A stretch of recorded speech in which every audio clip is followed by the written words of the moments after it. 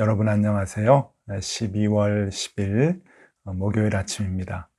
하나님께서 오늘 참 좋은 날 또 선물로 주셨습니다.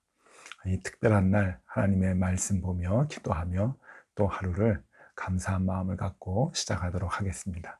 오늘 함께 볼 하나님의 말씀은 시편 139편입니다. 오늘은 이 시편 139편 1절에서 16절까지 제가 봉독해 드리겠습니다. 여러분 같이 눈으로 함께 읽으시죠.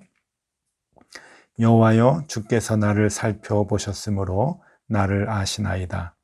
주께서 내가 앉고 일어섬을 아시고 멀리서도 나의 생각을 밝히 아시오며 나의 모든 길과 내가 눕는 것을 살펴보셨으므로 나의 모든 행위를 익히 아시오니 여호와여, 내 혀의 말을 알지 못하시는 것이 하나도 없으시니이다. 주께서 나의 앞뒤를 둘러싸시고 내게 안수하셨나이다. 이 지식이 내게 너무 기이하니 높아서 내가 능히 미치지 못하나이다. 내가 주의 영을 떠나 어디로 가며 주의 앞에서 어디로 피하리이까? 내가 하늘로 올라갈지라도 거기 계시며 스올에 내 자리를 펼지라도 거기 계시니이다. 내가 새벽 날개를 치며 바다 끝에 가서 거주할지라도 거기서도 주의 손이 나를 인도하시며 주의 오른손이 나를 붙드시리이다.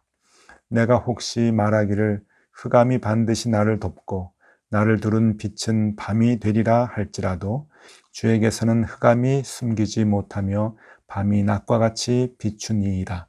주에게는 흑암과 빛이 같음이니이다. 주께서는 내 내장을 지으시며 나의 모태에서 나를 만드셨나이다. 내가 주께 감사하옴은 나를 지으심이 심히 기묘하심이라. 주께서 하시는 일이 기이함을 내 영혼이 잘 아나이다. 내가 은밀한 데서 지음을 받고 땅의 깊은 곳에서 기이하게 지음을 받은 때에 나의 형체가 주의 앞에 숨겨지지 못하였나이다. 내 형질이 이루어지기 전에 주의 눈이 보셨으며 나를 위하여 정한 날이 하루도 되기 전에 주의 책에 다 기록이 되었나이다. 아멘. 원래 이 시편 139편은 이제 소제목으로 이제 다윗의 시, 인도자를 따라 부르는 노래로 이렇게 되어 있고요. 24절까지 되어 있습니다. 그래서 그 뒷부분은 이제 내일 우리가 같이 생각을 해 보려고 합니다. 그래서 오늘은 이 16절까지만 저희가 같이 말씀을 보면서 이 말씀 속에서 우리가 어떤 그 하나님의 마음을 얻을 수 있는지 같이 좀 살펴보도록 하겠습니다. 제가 10년간 이제 일본에서 목회하면서 생활을 할 때 처음에 가서 이제 일본어를 배우는데 일본 사람들은 그 발음을 잘 못합니다. 왜 그런가 하면은요, 그들은 발음이 이제 5개밖에 없어요. 아, 에, 이, 오, 우 이렇게 모음이 5개밖에 없어서 이 5개만 듣고 이렇게 또 할 줄 압니다. 그러니까 어려서부터 이제 이 5개 발음 아, 에, 이, 오, 우만 이제 들으니까 그 듣는 것 밖에는 그 범위 외의 발음은 할 수가 없는 거죠. 그래서 발음을 못 합니다. 모든 부분에서 사람은 그 경험만큼만 이제 생각하게 되고 또 인지하게 되고 이제 그런 거겠죠. 사람이 하나님을 생각할 때도 역시 마찬가지입니다. 사람은 사람의 능력만 이제 경험을 했기 때문에 그 사람, 같은 사람 중에서 힘이 센 사람, 힘이 약한 사람, 뭐 그 정도만 경험을 한 거지, 할 수 있었던 거지, 그 사람이 할 수 없는 그 이외의 그 능력을 갖고 있는 것을 사람들은 이렇게 체험을 해보지 못했습니다. 보지도 못했고요. 그러니까 하나님에 대한 이해를 할 때도 이 사람들은 사람의 능력 범위 안에서 하나님을 이해해 왔던 것 같습니다. 그러니까 이 하나님은 그 사물 뒤에 있는 물체를 보지 못할 것이다 라고 하는 그 생각을 할 수 있는 거죠. 그러니까 하나님의 낯을 피해서 이제 숨는 거예요. 바위 뒤에 숨든지 나무 뒤에 숨든지. 아담이 그랬죠. 에덴 동산에서 하나님의 낯을 피해 나무 뒤에 이제 숨으면 하나님이 못 보실 거라 생각을 하는 거죠. 왜냐하면은 그 하나님에 대한 경험을 인간의 능력 범위 안에서 생각하기 때문에 그런 겁니다. 또 이제 멀리 도망가면 하나님이 못 쫓아오실 거라는 그러한 생각을 하게 되죠. 왜냐하면 인간들은 멀리 가면은 못 따라가기 때문에 그렇습니다. 그래서 이 요나가 하나님의 낯을 피해서 멀리 도망을 갔죠. 멀리 도망가면 하나님은 모르실 것이다 라고 하는 생각을 하기 때문에 그렇습니다. 또 하나가 있는데, 하나님은 나쁜 짓을 밤에 하면은 못 보실 것이다 라고 하는 생각입니다. 우리 인간들이 그렇지 않습니까? 그래서 많은 일들이 밤에 일어나죠. 왜냐하면은 밤은 어두우니까 제대로 볼 수가 없기 때문입니다. 하나님도 밤에는 사람들의 잘못을 못 볼 것이라 그렇게 생각하는 경우가 있는 거죠. 그래서 다윗도 범죄를 밤에 합니다.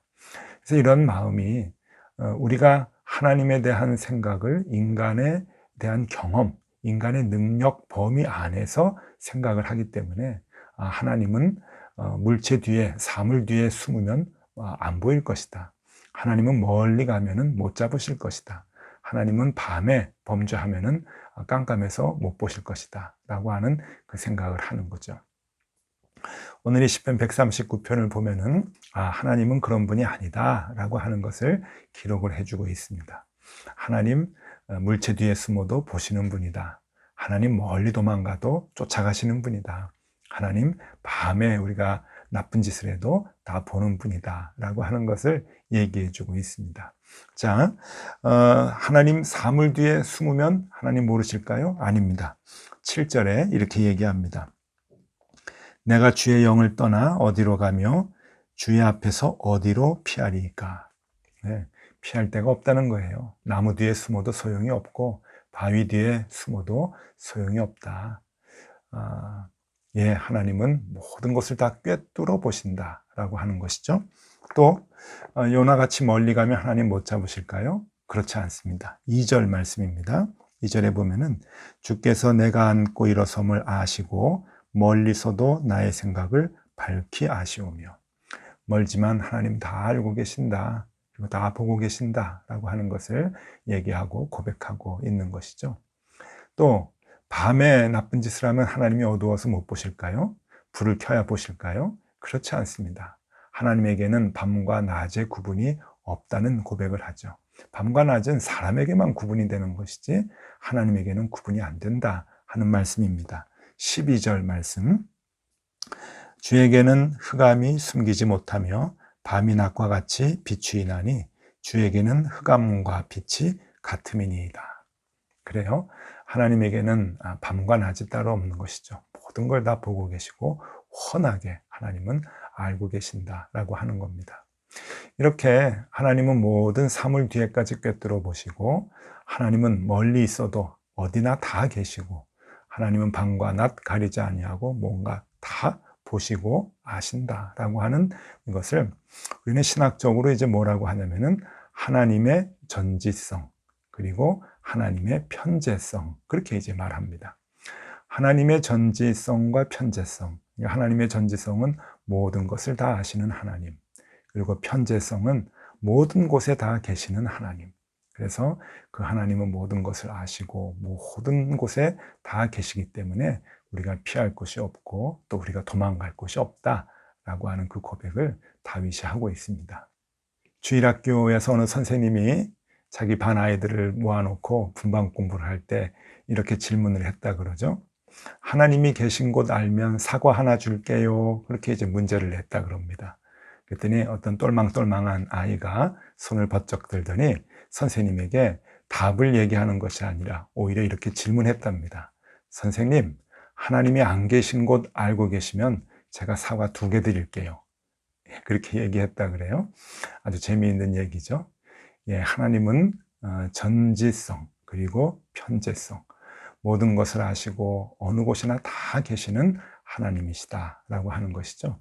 그 아이가 하나님은 모든 곳에 다 계신다라고 하는 것을 알고 있었던 거죠.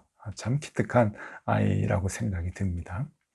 자, 오늘 이 시편 139편에서 이 저자가 하고 싶은 말이 무엇일까요? 그러니까 이 다윗이 우리에게 들려주고 싶은 그 마음이 무엇일까요? 그것은 이해하는 것에 따라서 이 그 시의 시편이 우리에게 주는 그 메시지가 확연히 달라집니다. 우리는 이 시편을 보면서 이렇게 이해할 수 있겠죠. 그러니까 숨지 말아라. 하나님이 다 아신다. 도망갈 것 없다. 그렇게 이해할 수가 있습니다.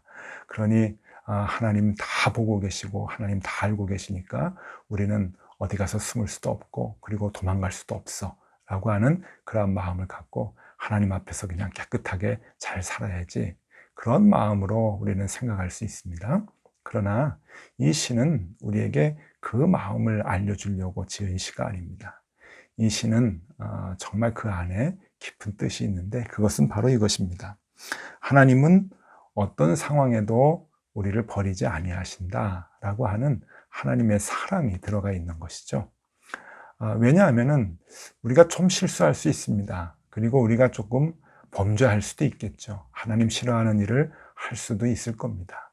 그런데 그런 실수와 그러한 좋지 않은 일들을 행했을 때 상황들이 있을 것이고 그렇게밖에 할 수 없는 그런 어려운 환경들이 있었을 것입니다. 그런 마음들이 있었겠죠. 그것을 하나님은 알고 계신다 하는 겁니다.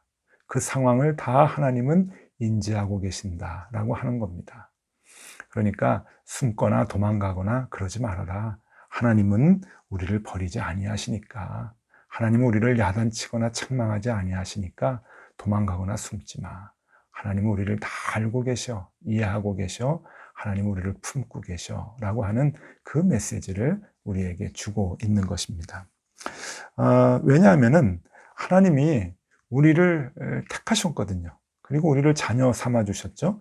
그 말씀이 5절과 6절에 나와 있습니다. 5절 볼까요?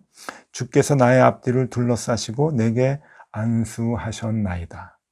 6절, 이 지식이 내게 너무 기이하니 높아서 내가 능히 미치지 못하나이다. 하나님이 우리를 너무 사랑하셔서 우리를 끌어안고 안수해 주셨어요. 근데 우리는 그것을 잘 모르죠. 이게 얼마나 기이한 것인지. 그러니까 그것을 자꾸 잊어버리고 우리는 제멋대로 내 길로 가고 실수하고 하나님의 뜻 밖에 그러한 그 행위들을 하고 또 그래서 겁이 나가지고 도망가고 숨고 이제 그러는데, 하나님이 다 알고 계시니까, 하나님이 그 상황, 네가 왜 그랬는지 다 알고 계시니까 하나님은 너를 버리지 않으셔. 전지전능하신 그 하나님, 하나님의 전지성, 하나님의 편재성, 그것은 우리를 다 알고 계시고 우리가 왜 그렇게 그럴 수밖에 없었는가 하는 것까지도 이해하고 계신다라고 하는 겁니다. 그래서 하나님은 버리지 아니하신다 그래요. 우리 8절에서 10절을 제가 다시 한번 읽어드립니다. 내가 하늘에 올라갈지라도 거기 계시며 수월에 내 자리를 펼지라도 거기 계시나이다. 하늘 꼭대기 올라가도 하나님 너 붙들어 올 거야. 수월 지옥에 가서 내가 자리를 펼지라도 하나님 허락하지 않으셔. 너 붙들어 올 거야 하는 그런 얘기죠. 9절, 내가 새벽 날개를 치며 바다 끝에 가서 거주할지라도.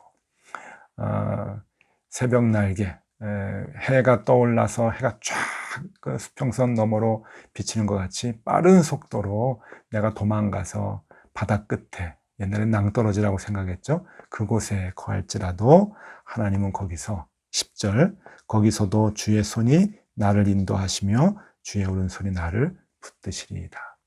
포기하지 않으셔.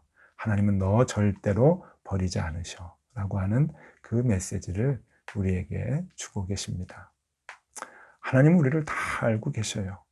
왜 그럴 수밖에 없었는지, 얼마나 힘들고 얼마나 안타까운 그런 행동을, 그런 말을 할 수밖에 없었는지, 그 상황도 하나님은 다 알고 계시고 그래서 이해하시고 또 붙들어 주시고 또 살려주시고 일으켜주시는 그 하나님이시다라고 하는 것을 다윗은 오늘 우리에게 얘기해 주고 있습니다. 존 플라벨이라고 하는 영국의 목사님이 계셔요. 청교도 목사님인데 17세기에 활동을 했습니다. 이분이 활동을 할 때 영국은 국교가 성공회였어요. 성공회에 속하지 않고 청교도 생활을 하니까 성공회 교회에서 설교를 못하게 설교권을 박탈을 했던 사람입니다. 그래서 들에서, 산에서, 길거리에서 설교를 했던 그런 목사님으로 유명하죠. 이 존 플라벨 목사님이 은혜의 방식이라고 하는 책을 쓰셨는데 그 책에 아주 귀한 말씀이 있습니다. 하나님은 애초부터 선하다는 이유로 당신을 택하지 않으셨으므로 선하지 않다는 이유로 당신을 버리지 않으실 것입니다. 네, 하나님은 우리를 끝까지 붙드시고 우리를 책임져 주신다라고 하는 것이죠. 그것이 은혜다라고 하는 것을 이 존 프라벨 목사님이 얘기해 주고 계시네요. 여러분, 오늘 시편 139편 말씀을 우리가 봤습니다. 이거 하나 기억하면 좋겠습니다. 하나님의 전지성, 편재성. 그러니까 너 도망가면 안 돼. 하나님 끝까지 너 붙들어 올 거야. 그런 의미가 아니라 하나님은 다 아신다. 우리의 사정을 다 아신다. 우리가 얼마나 힘든지. 그래서 이런 일을 행할 수밖에 없고 저런 일을 행할 수밖에 없는 그 상황도 하나님이 다 아신다. 그 하나님이 우리를 붙들어 주시고 끝까지 책임져 주실 것이다. 여러분, 오늘 그 메시지 하나 붙들고 생활하면 좋을 것 같습니다. 우리 하나님은 바로 그러신 분이죠. 그 하나님 의지하면서 오늘도 힘차게 또 힘을 얻고 생활하시는 우리가 되면 좋겠습니다. 기도하겠습니다. 하나님, 오늘도 새날 주심을 감사합니다. 늘 죄 가운데 거하고 하나님 좋아하지 않으시는 행동 골라서 하는 우리들이지만 하나님 다 이해해 주시고 끝까지 우리를 붙드시고 인도해 주신다고 하니 또 새 힘과 용기를 얻습니다. 하나님, 오늘도 주님 손 붙들고 하루를 삽니다. 우리를 붙잡아 주시옵소서.